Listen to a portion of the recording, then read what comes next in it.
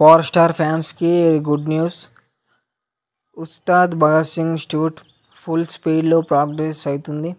గబ్బర్ సింగ్ తర్వాత హరీష్ శంకర్ గారు అయితే పవర్ స్టార్తో మళ్ళీ కాంబో ట్రై అయితే చేస్తున్నారు. రీసెంట్గా హైదరాబాద్లో ఫైట్ సీన్స్ షూట్ చేశారు.